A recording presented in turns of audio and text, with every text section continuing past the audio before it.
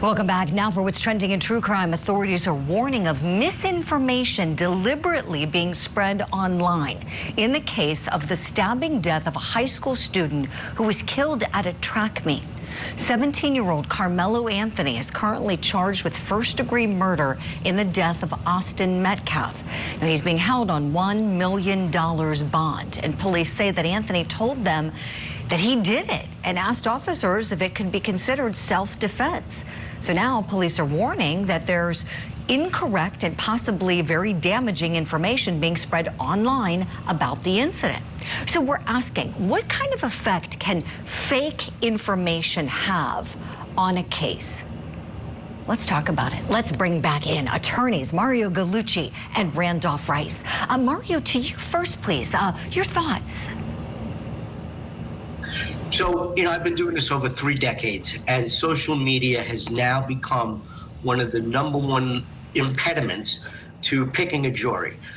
People hear things on social media, they go running with it, and it's the job of the judge now during jury selection to ensure that the people that are reading it or following it or doing whatever they're doing on social media are not chosen to be on your jury.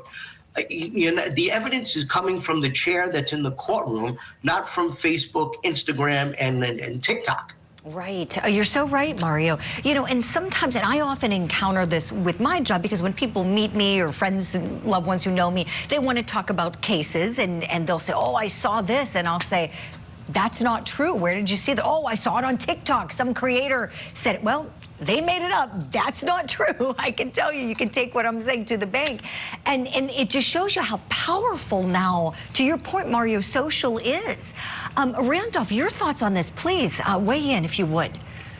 Yeah, I think Mario is exactly correct. This is a great example of why the Karen Reed case is taking 2+ weeks to pick a jury, because it is so much coverage, there's so much information, there's so many jurors that have heard about it, versus the case that we're involved with, which is the Rachel Morton case, which had very little information about the case, and they were able to pick a jury in a day and a half. So that information out there taints that jury pool and can help, or it can actually hinder the process when the case goes to trial. You're so right. Randolph, I got to say, you are my hero for bringing that up about the Karen Reed case.